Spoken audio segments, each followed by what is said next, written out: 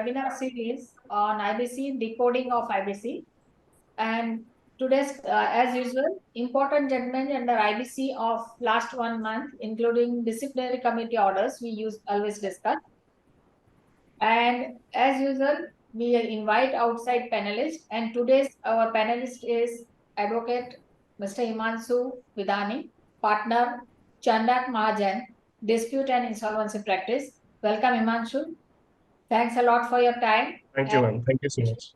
And sure, we hope that our participants will get benefit from your knowledge and experience. Today, the I presentation look forward to my contributions. Thanks. Today's presentation will be done by Philby, who is taking care of compliance in Mehta & Mehta Insolvency and Restructuring LLP. And she will run through the presentation. I would like to introduce you to our panelist. His profile is big, but I'll try to make it crisp with your permission, Himanshu. Yes, ma'am. Please go ahead. Yeah, so Himanshu is BA LLB and advocate since 2013 and Bar Council member of Maharashtra and Goa since 2013. His practice focus on representing parties in complex dispute relating to insolvency and restructuring, contractual claims, shareholder and investor dispute, and international commercial arbitration in wider Asia Pacific region. Mr. Himanshu started his career with Vadya Gandhi and Company before spending almost a decade with Khaitan and Company, Mumbai office. And he has represented clients across a variety of industries, including technology, oil and gas, manufacturing, telecom, construction, renewable energy, pharmaceuticals, media and entertainment, and banking. His experience includes developing and implementing dispute strategies by evaluating risk factors affecting business decisions and offering immediate and practical commercial advice on legal, regulatory, and commercial issues. He has represented and advised various clients before diverse forums. Mr. Himanshu also has extensive experience in the matter relating to corporate restructuring, such as scheme of merger, demerger, arrangement, reduction of share capital, etc. He represents various clients. I am not giving that list. He has authored also articles. He has co-authored evaluation of personal guarantor insolvency regime in India, International Corporate Rescue Journal, October 2022. Co-author execution of foreign decrees judgment of reciprocating territories in India and the issues of limitation, Monday, November 2020. Co-author R. Vidhani clarifies the interpretational issues in its COVID-19 package impacting the timelines under IBC. Insol India Newsletter, Volume 24, 2020. Co-author Transfer of Illiquid Asset and Assignment of Creditors Claim, IBBI amends liquidation regulation to hasten the process, Modern November 2020. Co-author Ambit of IBC expanded to include personal guarantors, December 2019, and Laxology, December 2019.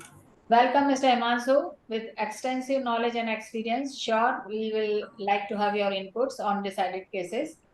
Thanks. And I'll request Mr. Himanshu if you would like to say a few words on the topic or as regards IBC. And then we can start the presentation. Please. Thank you so much, ma'am, for this opportunity. I've really been attending, at least noticing this discussions time and again. And it's a really good panel discussion, which I've seen coming out from Mehta and Mehta. Ms. Dipti Mehta has done extensive exercise in insolvency matters, so her experience and expertise has been of help for a lot of us. I look forward to be a part of this panel and contribute some bit from my end, whatever I can. Thanks a lot. Thanks a lot. Yeah, Philip, you can start your presentation.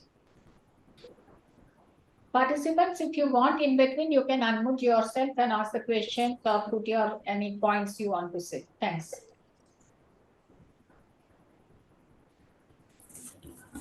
So thank you, ma'am. Thank you for inviting, and I welcome all the participants here to this webinar.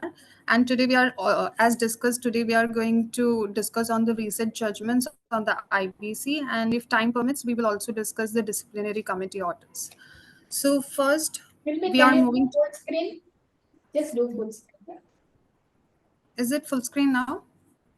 No, Not no.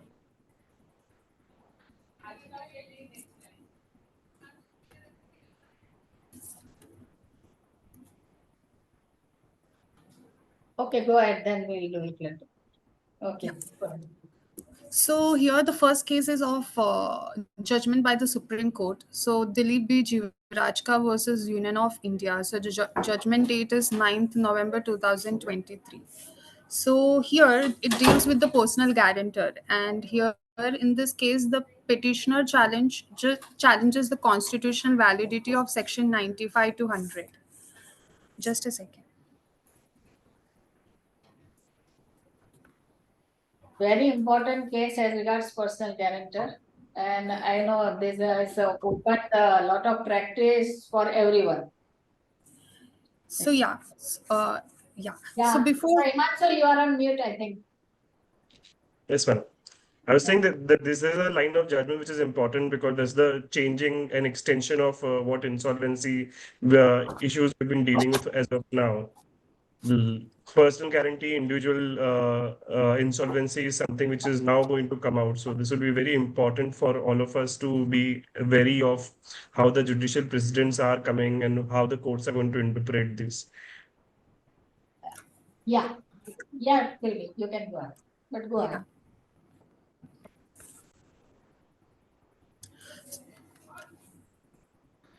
So before we go in depth of the case, so we will have a quick recap of the section. So IBC, if you know, it's divided into 5 parts. So the part 3 of the IBC involves or deals with individuals and partnership firms, and it comprises from section 94 to 120. So section 95 deals with creditor to apply the initiation of IRP. Section 96 deals with interim moratorium. Section 97 appointment of RP. Section 98 replacement of RP. Section 99 submission report by the RP to AA, and section 100 AA to decide from the submission. Just a second. Ma'am थोड़ा 1 minute stop करेंगे.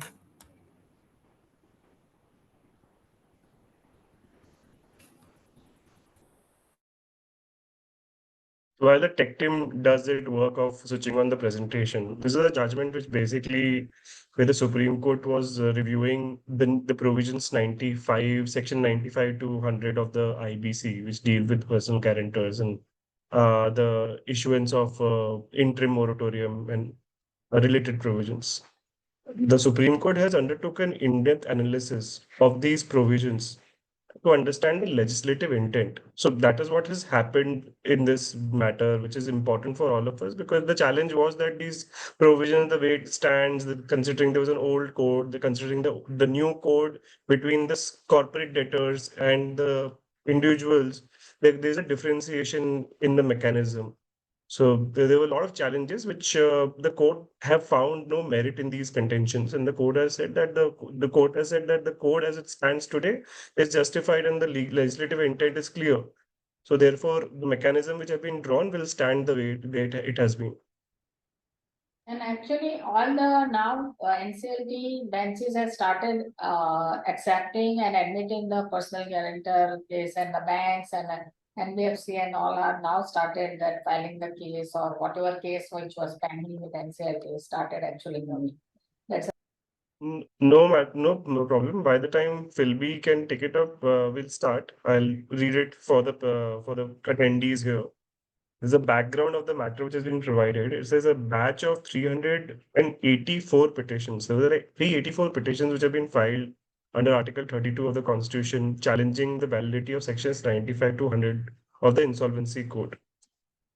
Section 95 to 100. Philby, wherever you can pitch in, your technicalities are resolved. Please go ahead. No, we can't hear you. You are not audible, not audible. Maybe just join back. Things will resolve. Hmm. Yes, Yeah. Phil, we hear you. My voice audible?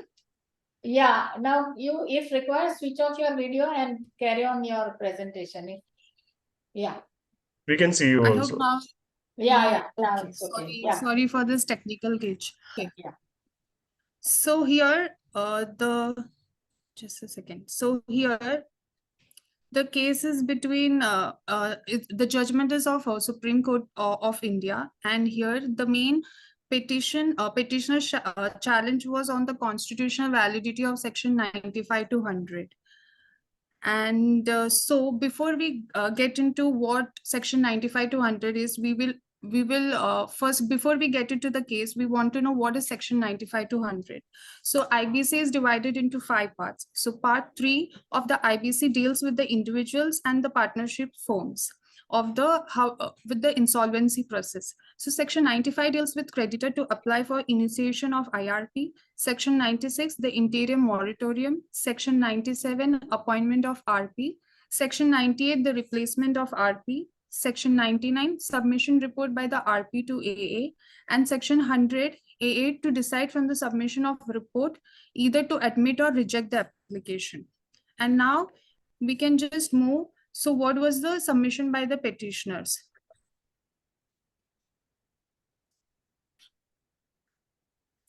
So here, the primarily submission by the petitioner was the fundamental aspect as to whether the jurisdiction to entertain an application under this part exists must be determined at the threshold by giving the debtor or the personal guarantor an opportunity to be heard.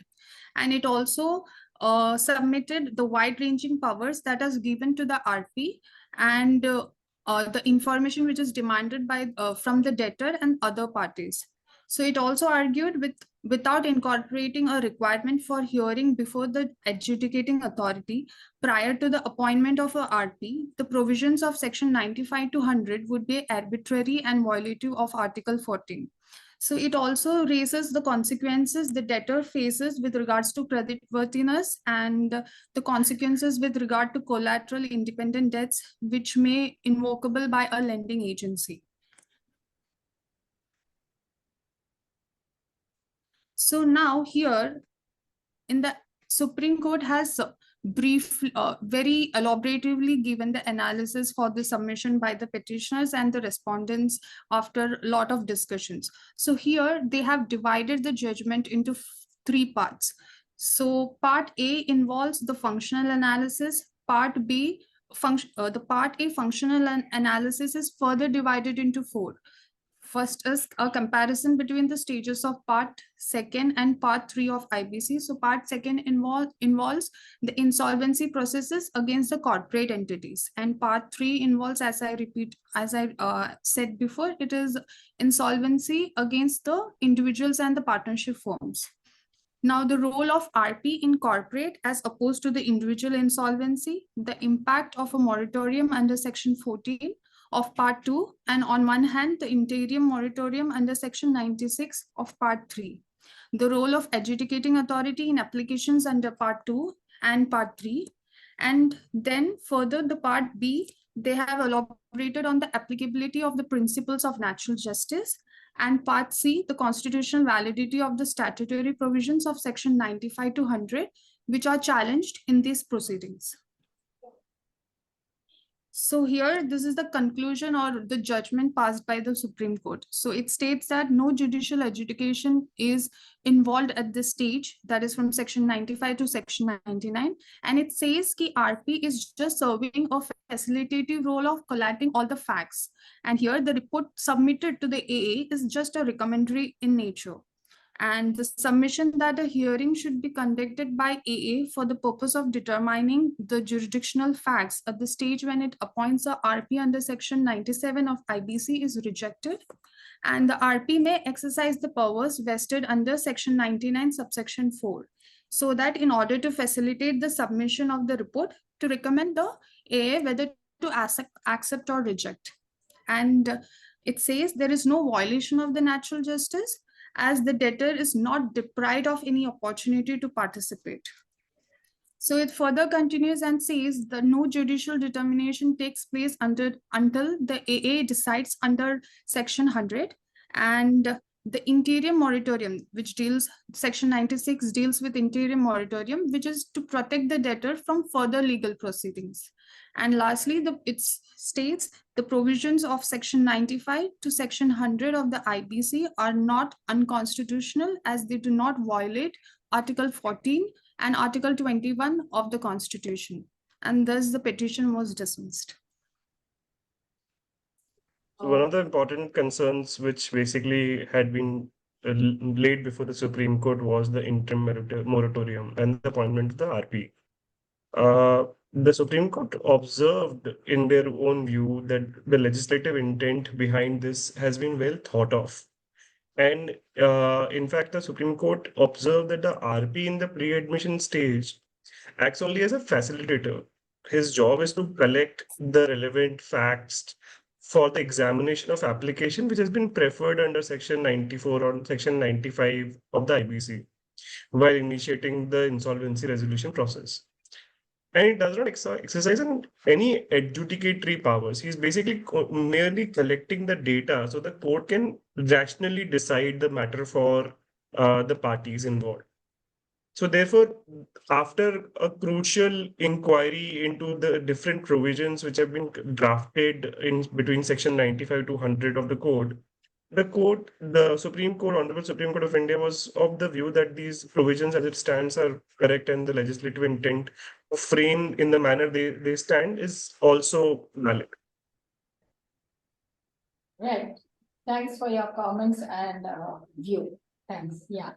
Yeah, we'll go to the next slide. So now we will go to the second case. Again, this case is the judgment is from the Supreme Court of India. So this is Ramkrishna Forgings Limited versus Ravindra Lunkar, RP of ACIL Limited and others. So here in this facts of the case is very just. So after during the CRP process, after a series of negotiations and revisions in the resolution plans, the final resolution was approved by COC by a majority of 88.56% vote. And however, once the resolution was placed before the AA for approval, the AA kept the resolution plan in abeyance while directing the RP to carry out a revaluation of the assets of the city and to provide exact figures, value of the assets, and exact valuation details. This was again appealed before the NCLAT, and NCLAT dismissed the appeal, upholding the order of the NCLT.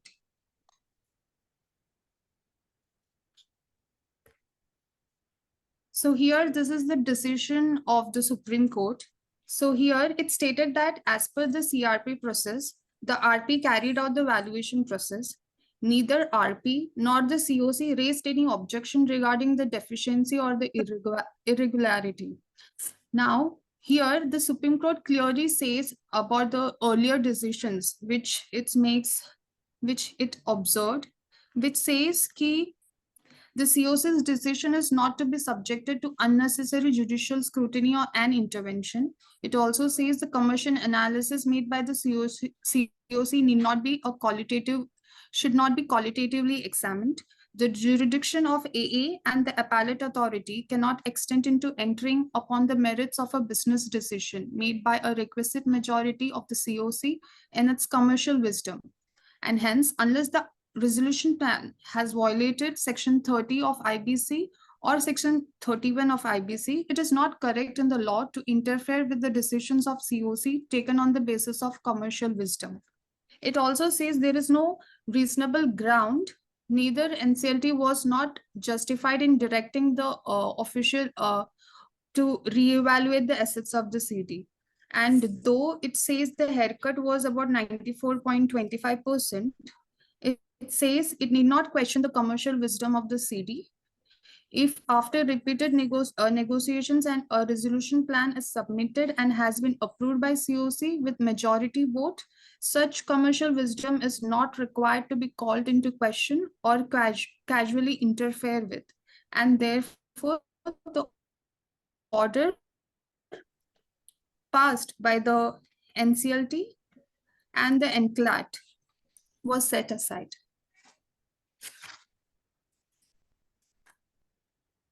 Himanshu, you would like to say anything? So, to make it very candid, I would say that the entire exercise by the NCLT and NCLT led to complete wastage of the judicial time. The judgments of Maharashtra Seamless or the judgments of Pratap Ignorant, these judgments have come like 2, 3 years back now. The law is settled. The commercial wisdom lies with the COC. For an NCLT to sit down and basically see whether commercially it will make sense or not, whether there's a liquidation, another valuation required, or whether to go ahead and direct that the COC should reconsider these plans only on commercial bit is not justified when the law is so settled by the Supreme Court of India. I would have understood if the NCLTs were taking different view and there was a final recognition required from the Supreme Court. It is not the case here. What the entire exercise which has led to wastage of judicial time and for all of us is to see that the court of the considered view in Maharashtra Seamless or Pratap or there are various other judgments will basically says the same thing. Commercial wisdom lies with the COC.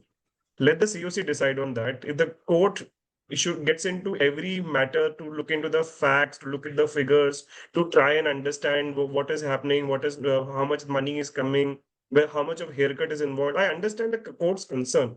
They're concerned whether any kind of operational creditors will be deprived of their benefits. I understand the judicial propriety which they're trying to have, but at the same point of time, when the law is so clear, these judgments are not justified in my view. Or there's an entire exercise of going from NCLT to NCLT, leading to wastage of the entire time of the Supreme Court in deciding things when it's a well settled law. It's not justified in my view. I agree. Yeah, appreciate. Yeah, Philip. So now we will go to the third case. So this is a High Court case, a judgment by the High Court, Karnataka High Court. So this is Mr. Farooq Ali Khan versus Punjab National Bank. So here, if you simply see the facts, it is the CRP process was in the stage of finalization of the resolution plan. And in the 10th Feb, the adjoint COC meeting, the resolutions plan were discussed and negotiated. And the meeting was again adjourned. Now on the next day, that is 11th Feb, an email was sent stating the adjoint meeting will be held on the same day. That is almost after 2.5 hours, the adjoint meeting will be held. Now in the said adjoint meeting, the resolution plan was approved. So now this is the decision by the High Court. So it says, it is to be noted that in the adjoint meeting, the agenda was modified. And secondly, the COC has the authority to reduce the notice period from 5 days to 24 hours or 48 hours as the case, depending if there is an authorized representative. Now here, the court questions whether this mandate was followed when the meeting on 11th February, the adjoint meeting initially adjoined on 10th February with a specific agenda was rescheduled to 3 p.m. and the agenda changed. So no document shows a reduction from 5 days to 24 hours. Instead, notice was reduced to 2.5 hours, contradicting Regulation 19 and Section 24, Subsection 3 of the Code, rendering the day's resolution unsustainable.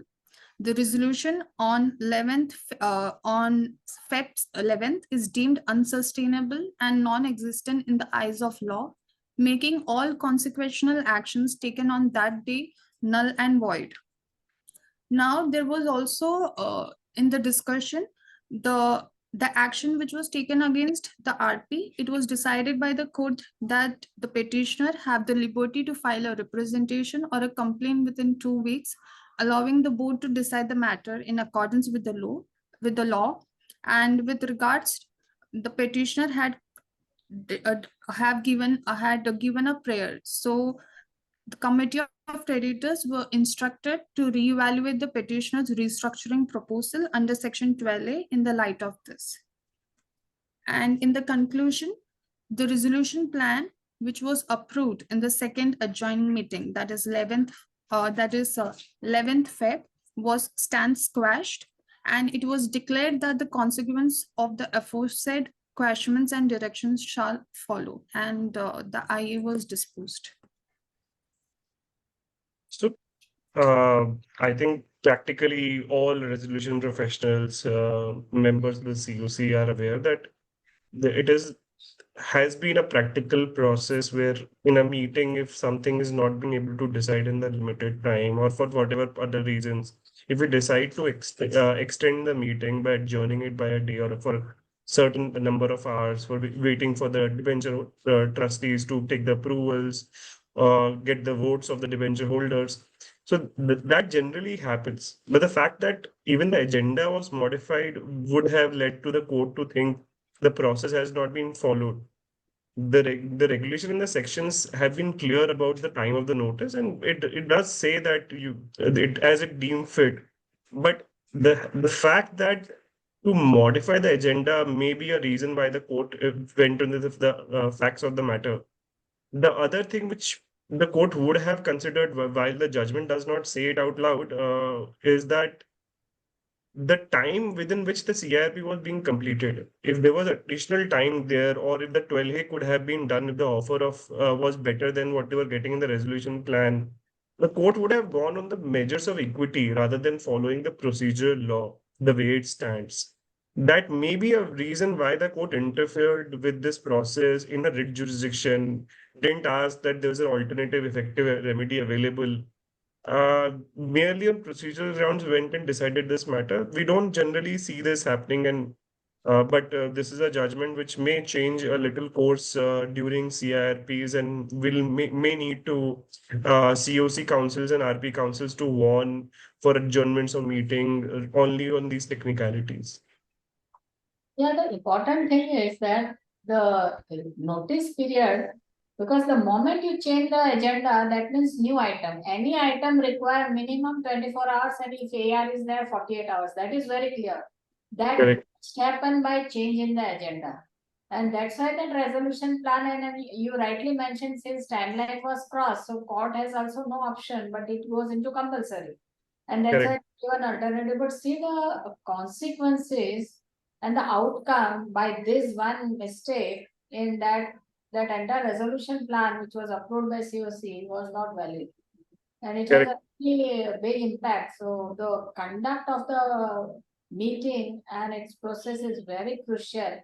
And it happens that when this meeting happens, the events happen so fast, and RP has been asked to do the things, and at that time maybe the law is out of mind, and that fraction of second the person doesn't remember the things that how it can be done, and this kind of thing happens. Whatever maybe RP is expected to know the law at every time, anytime, under whatever pressure you are Correct. expected to remember the law, and we can't afford to breach the law.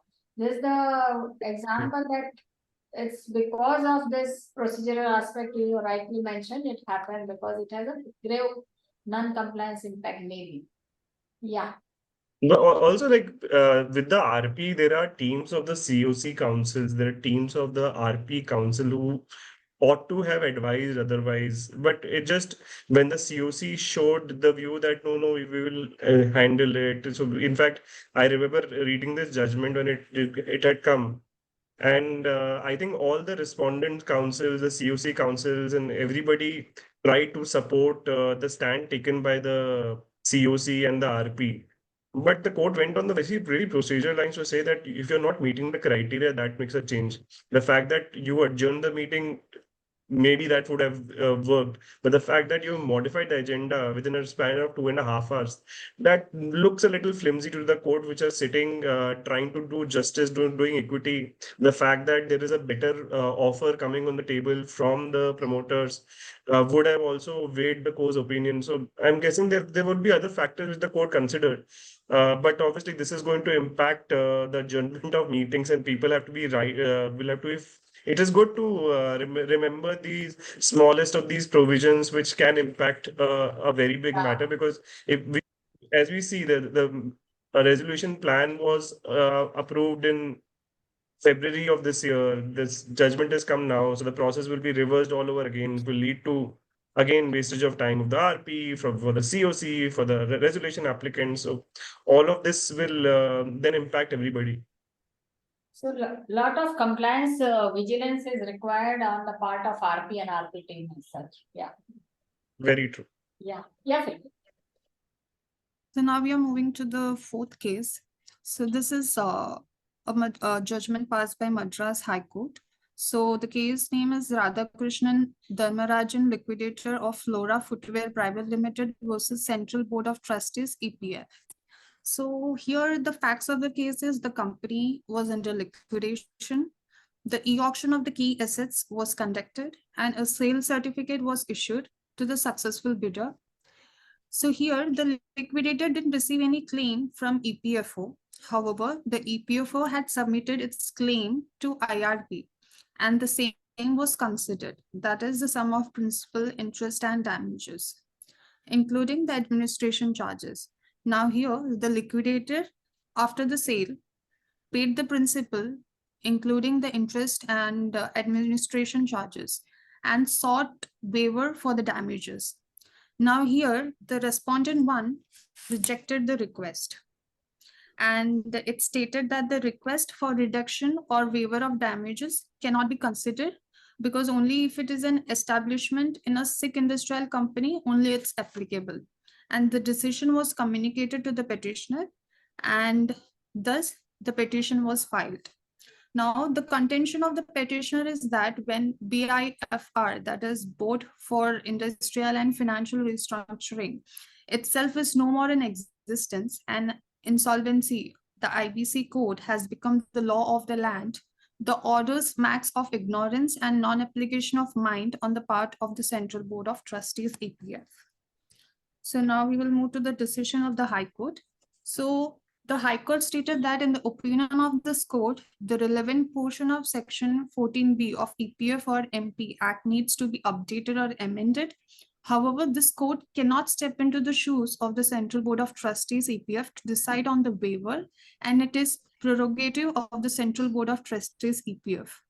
And therefore, the decision of the Central Board of Trustees, EPF, which was intimated by the impugned order issued by the EPO, is liable to be set aside. And consequently, the matter shall be referred back to the Central Board of Trustees, EPF, for a fresh assessment in the light of the provisions of IBC Code and also exercising the power for waiver of damages as envisaged in Section 14B of the EPF and the NP Act. And as a result, the right petition was allowed. And the Central Board of Trustees is directed to consider the waiver proposal of fresh, and the case was quashed. The impacted order dated was quashed. I think the court has rightly done and rightly justified its reasons by saying that it has to be dealt with afresh. Because a particular law would not have been amended, but if the tribunal in its right mind, being aware that the law which is referred into the act is not there, then the legislature should have jumped in and basically corrected that also. But there have been various amendments which have been carried out when insolvency came into force. Maybe this was something which is a last loop which has been outstanding. But the fact remains, it has to be interpreted rightly by the tribunal, by the EPF authorities to note how the law has been now stands, and penalizing a sick company or a company under distress or company which is stressed or company which is going under the CIP process or liquidation ought to be kept in mind. We will have to be wary of the fact that penalizing a company like that is going to impact the ultimate creditors along with the EPF. So it should have been dealt with at that point of time itself. But the High Court has done the right thing by quashing the decision and asking them to adjudicate it afresh by keeping the insolvency code in mind. I think that's a very good decision. Sure. Thanks. Yeah, Phil. So now we are moving to the fifth case. So the judgment is passed by Kerala High Court. So this is Jenny Tangachan versus Union of India. So the facts of the case is the LLP defaulted in repayment of the loan and the bank initiated proceedings under SURFACE Act and issued notice to the borrower and the petitioner. And here the petitioner is a guarantor who is also a sleeping partner in the LLP. Now, under SURFACE order, the order was passed and appointing an advocate commissioner to assist the bank to take possession of the petition scheduled property. The order was passed on May 2023. Now, at this stage, the petitioner filed Section 94. So, Section 94 is where the debtor himself can go for insolvency resolution process himself. And here, the petitioner stated that the bank cannot go ahead with the proceedings under SURFACE Act. And it said, it argued that the petitioner has filed application invoking Section 94 of IBC on August 2023, and therefore as contemplated by Section 96. If you remember, Section 96 deals with interior moratorium, and any legal action or proceeding pending in respect of any debt shall be deemed to have been stayed. As a consequence, the proceedings initiated by the bank under SURFACE Act shall stand stayed in the view of the statutory mandate of Section 96.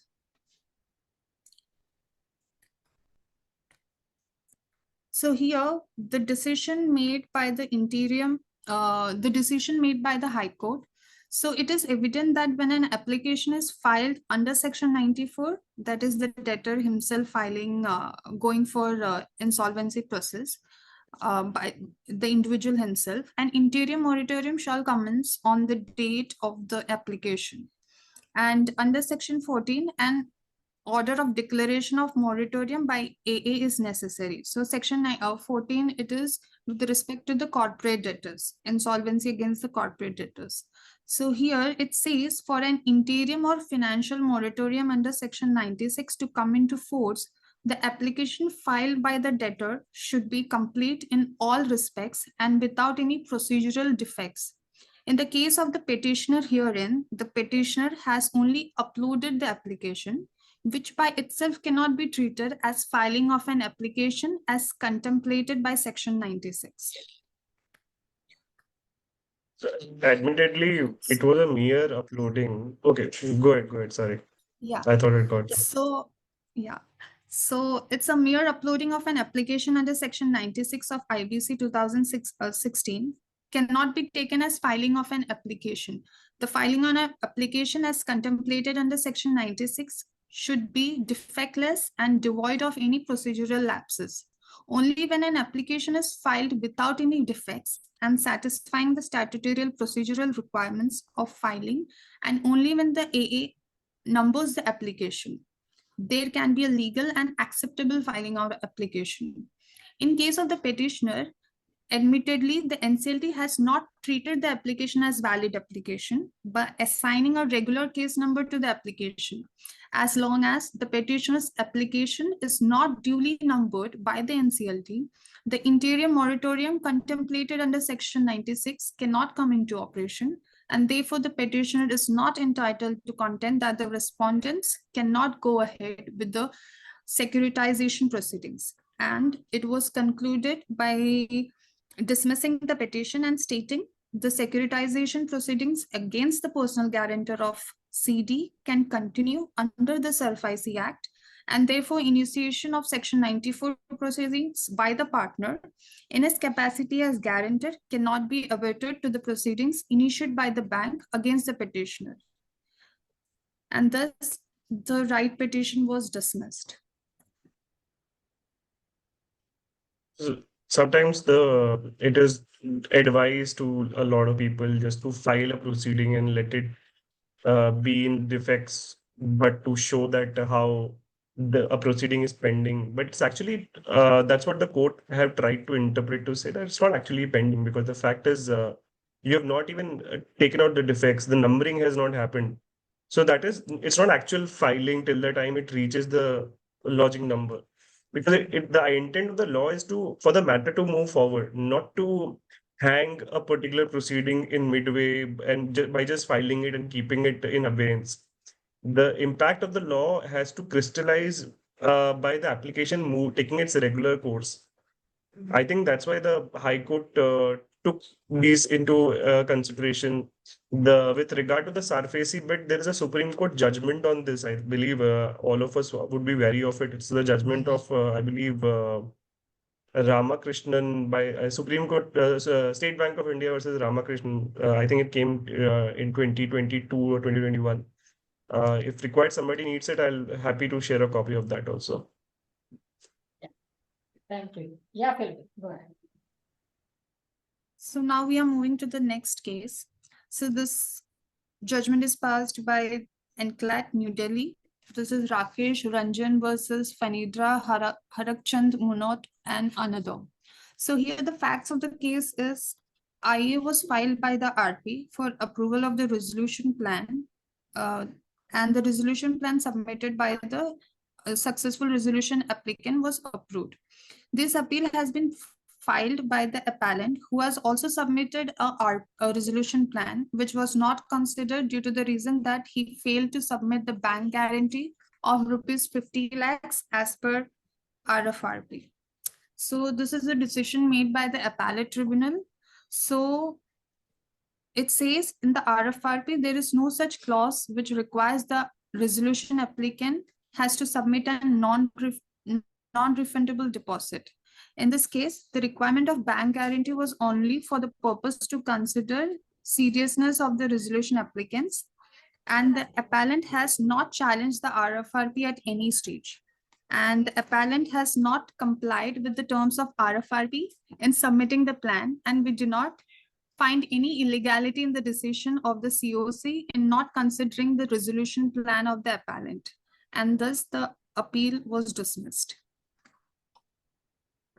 I think a well decision, the RFRP requirements or the requirements to submit a bank guarantees to ensure to see that there is seriousness. Either ways, we have seen through judgments, been part of matters where it's, challenges under Section 74 have been there, where people have decided not to abide by the plan, people have failed to process the plan further, and it's important that there is some kind of security which the COC has when approving a plan.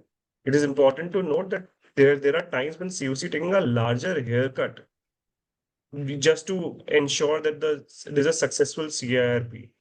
And in that process, if the COC is not secured in one way or the other, then becomes a thing. I have seen proceedings where people have drawn out of the resolution plan just at the time of approval of the plan, and they will say, no, till that time it has not been formally communicated to us, we will not abide by it. And those situations have occurred. There have been times when the COC has then actually encashed these bank guarantees and use it for a benefit, redone the process.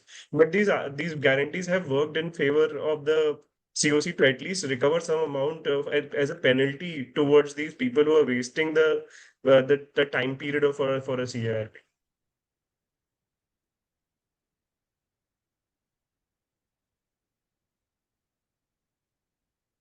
Thank you, sir. So now we will move to the next case. So this is also an NCLAT judgment. So this is Mist Avenue Private Limited versus Nitin Batra and others. So here in this case, it is very simple. This is basically three companies who have collaborated for a development of the Festival City project in Noida. And however, the project faced delays and leading the allottees to make a joint Section 7 application seeking CRP against all the three companies.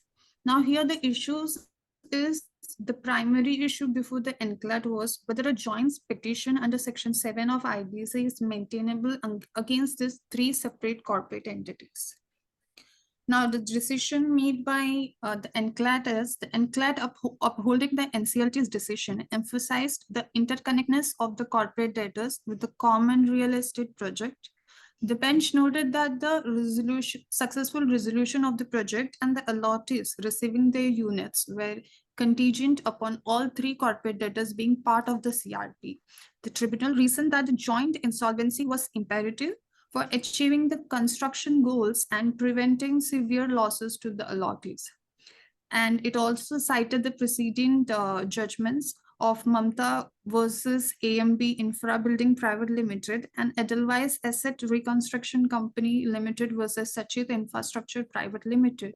The NCLAT asserted that the consolidated CRP can be initiated against multiple corporate debtors collaborating on a project. I think we all would know about the Videocon judgment. There were 15 companies, out of which the NCLT Bombay, Justice Shrawat at that point of time sitting in NCLT Bombay. We were for somebody who was protesting against it, and we were successful because out of the 15 companies, there were 2 companies which were not linked in that process. And uh, I think while the law was sketchy, or did not Indian law did not say anything at that point of time, but there was enough judicial pronouncement outside the country which help in as a guiding light for group insolvencies. It is important to keep in mind the idea of CIRP is to get a successful resolution. And if a successful resolution is possible only when the other assets and liabilities of the company, which are a lot of times in real estate project, in Indian promoter and companies, we find that the land is owned by somebody else, the plant and machinery is owned by another company, the IP is owned by a third company, and in order to have an actual resolution, you need to merge all three to find an actual buyer for it. Because even if a buyer comes in and if he finds the IP is not there, then the value of the asset decreases. Or if the land is a leasehold land and basically it cannot be extended, the lease cannot be extended, that makes a lot of difference. If the plant and machinery are leasehold, or that becomes a problem.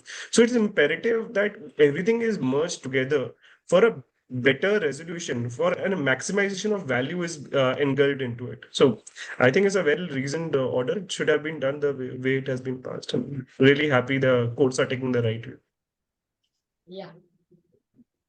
Yeah. Now we will move to the 8th case.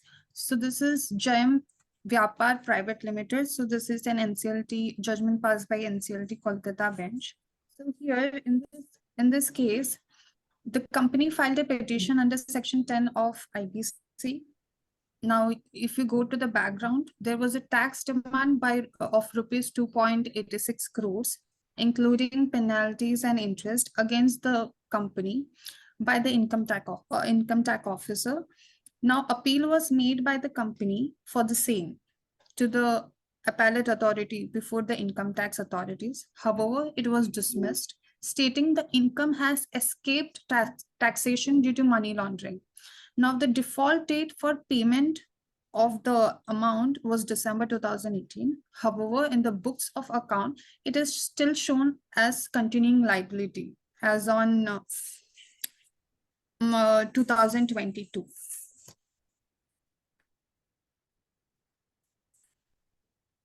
Now, the decision by the tribunal. So the tribunal observed that the CRP petition filed by the applicant appears to be filed to avoid the income tax liability, especially when a finding exists that the income has escaped the tax due to money laundering, and it will lead to the recovery from the debtors.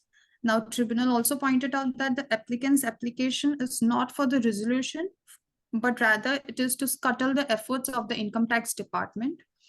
It also settled the position of the law that NCLT is not a recovery tribunal. Moreover, the applicant has filed the Section 10 petition with the fraudulent and malicious intention, and it placed reliance of past judgment of Monotron Leasing Private Limited versus PM Cold Storage Private Limited, wherein it was observed that Section 65 of the IBC provides for penal actions for initiating as IRP with a fraudulent and malicious intent. And for this purpose, the tribunal observed that the instant application is fit to invoke Section 65 of IBC.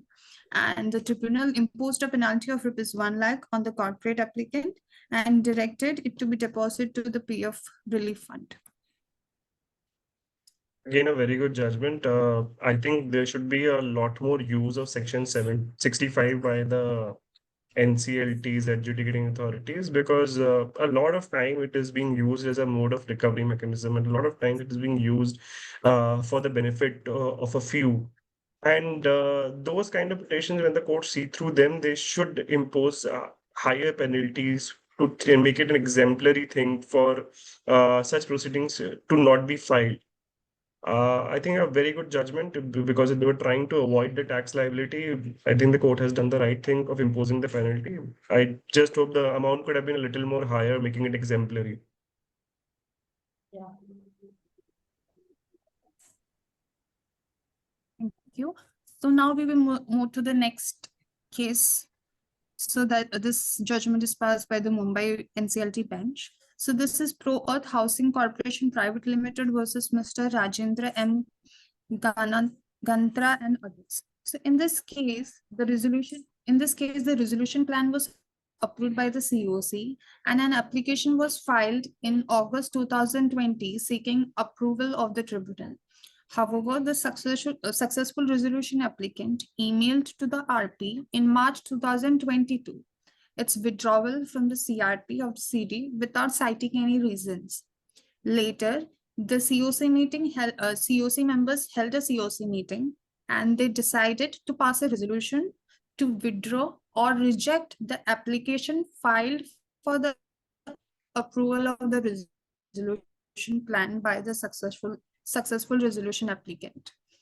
Now here, the decision made by the adjudicating authority, it says that on account of the resolution to withdraw the plan on account of deterioration in the financial health of the successful resolution applicant and consequent inability to implement the proposals in the resolution plan, allow the withdrawal of the resolution plan.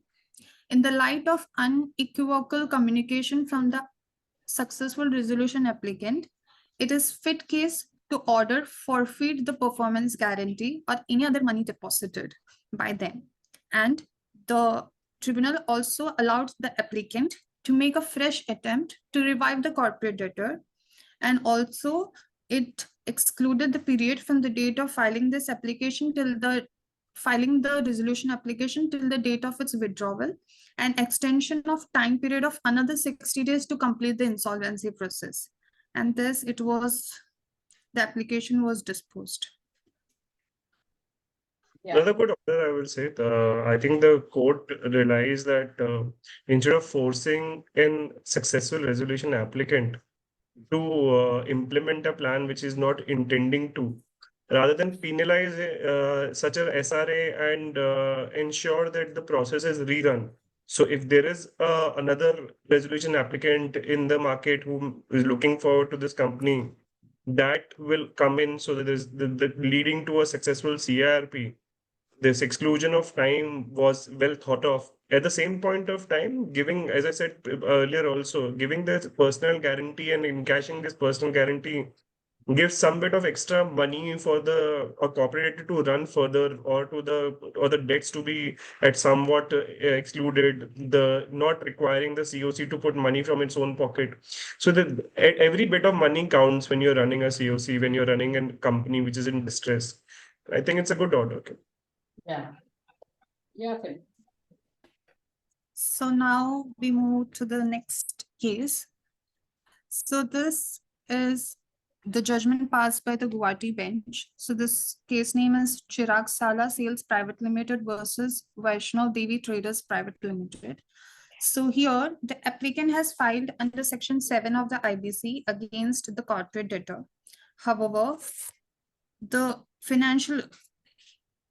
applicant has disbursed an amount of ₹3 crore to the corporate debtor under 5 tranches covering from 2019 to 2020 for paying the balance sale consideration to Canara Bank for purchasing immovable property. Now here the corporate debtor, having repaid an amount of ₹50 lakh, failed to clear the balance amount of ₹2 crore and 50 lakhs as a principal amount. So here the issue or the question raised was whether the amount claimed by the financial creditor or the applicant is a financial debt within the meaning of the code, and whether the above company petition is maintainable under section 7 of the code.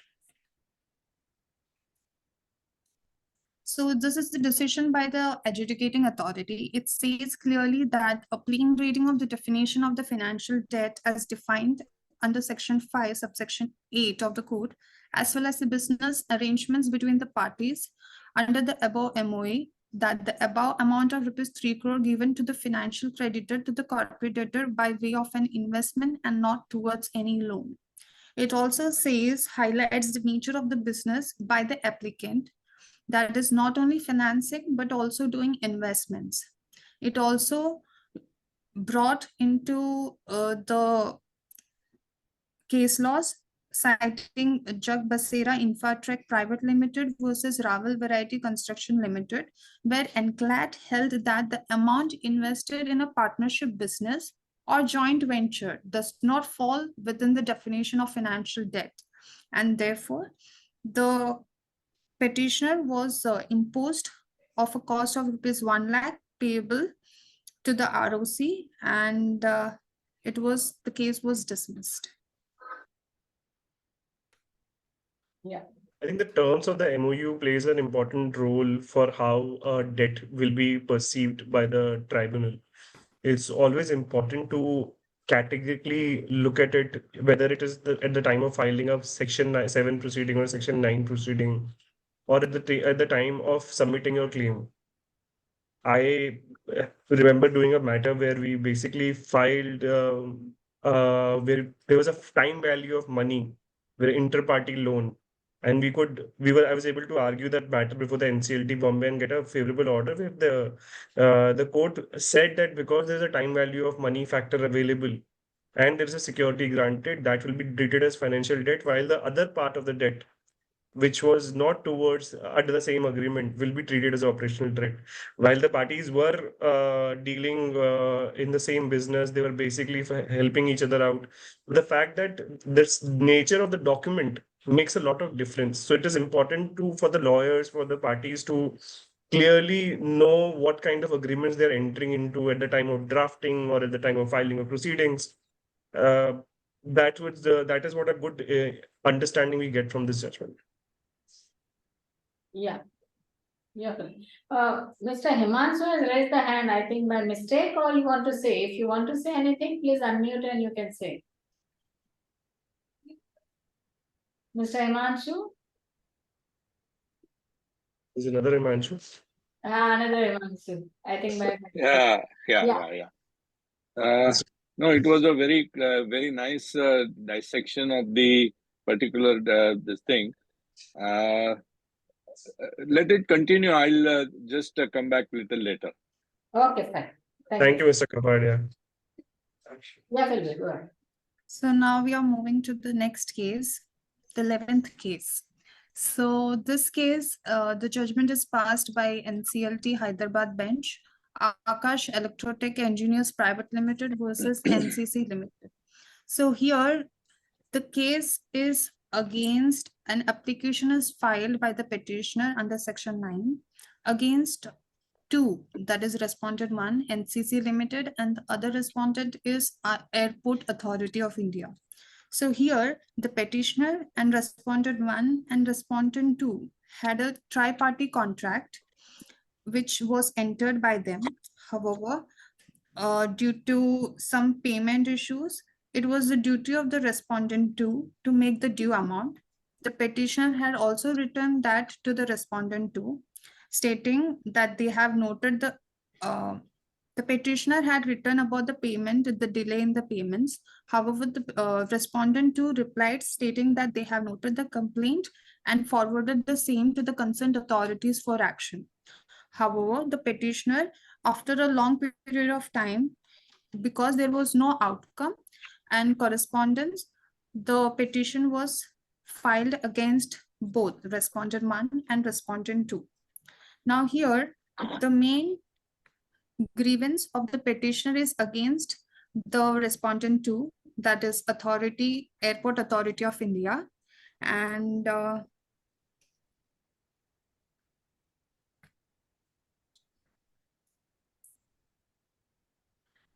so this is the facts of the case. And now we will check on the decisions by the adjudicating authority. So here, it has rightly been pointed out by the respondent 1 in its counter reply that the Airport Authority being a statutory body created under the Airport Authority of India Act 1944, does not come under the definition of the corporate person under Section 3 of IBC.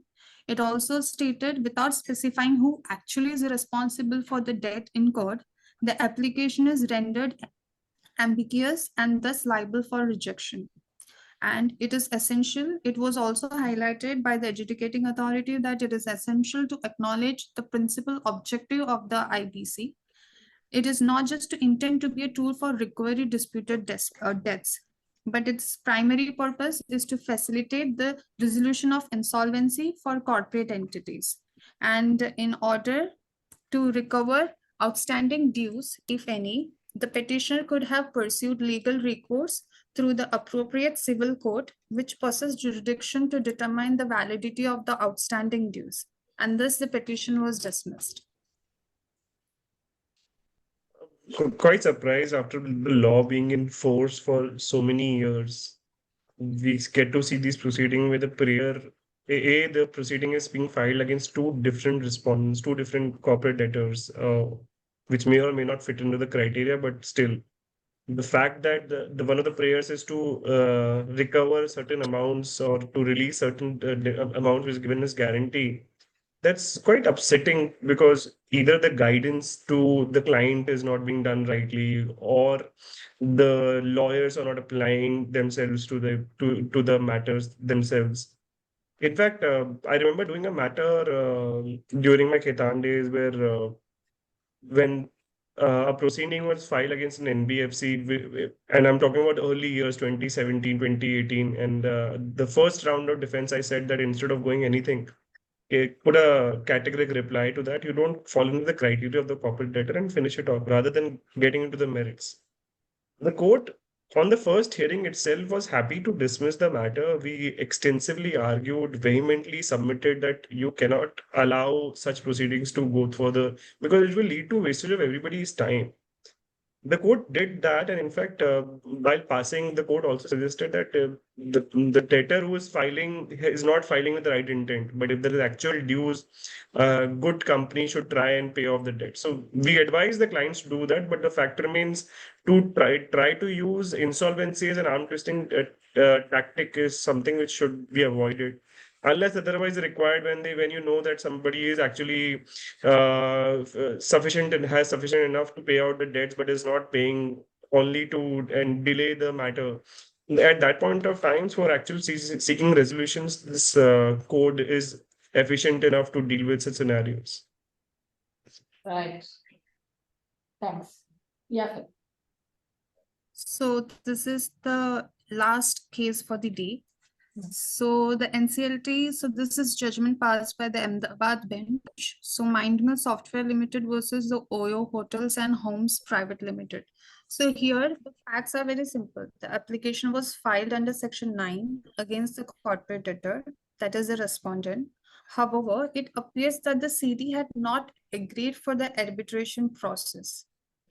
And the CD terminated the agreement, and not agreeing the arbitration process itself is a dispute which arose before the receipt of the demand notice.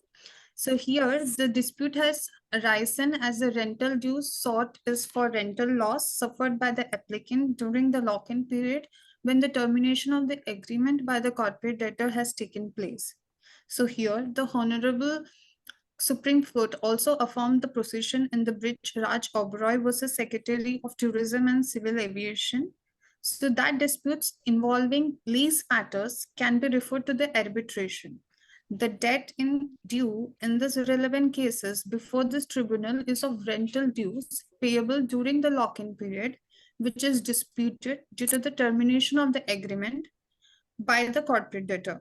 Now, the contention of the applicant that a right to claim the disputed amount due for remaining lock-in period is not sustainable in the view of the termination of the lease agreement, which was exercised by invoking the inbuilt clause by the corporate debtor, for which a separate recourse has already been initiated by the applicant.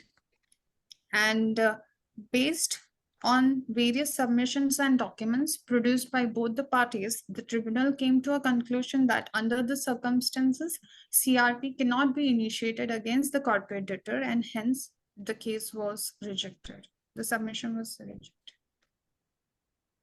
Interesting, but I think the court took a view that if the parties can resolve it by an arbitration, then they should take that route.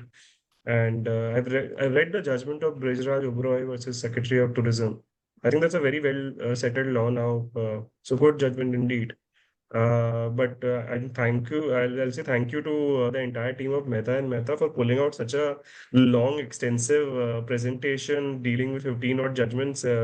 It's a highly remarkable job done by all of you. I've just got to see through it, and I'm really thankful that you've been able to do that. Really appreciate the effort. Thank you, Himanshu. Yeah, we will close here because disciplinary order is there, but we are running short of time. So we will stop here only. We will not take disciplinary order here. Because participants also will start leaving. Thanks, Himanshu. Anyone wants to say anything? Any participants, please? Then we'll stop for 2 minutes, or otherwise we'll close the webinar. You can stop sharing, Sylvie. Anyone wants to say? I think people are in the mood of living. Yeah. Thanks. Thanks, Himanshu, for Thank you. yeah, everyone is appreciating. That's all. Thanks, Himanshu, for time. I understand during working day in the evening you have spared your time. Really appreciate the same. Thanks, and we'll request in future also your support. Thanks a lot for your time. Definitely. Yeah. Thank you, ma'am. Thank you for this opportunity. Yeah, thank you, Philby. Nicely you are presented. Even though the facts was there, you were literally narrating the facts in a very lucid manner. That was really interesting. I really appreciate the same. Your deep study of every case. Thanks, participants, and keep on participating this way. Thanks a lot. Thank you. Thank you. Thank you.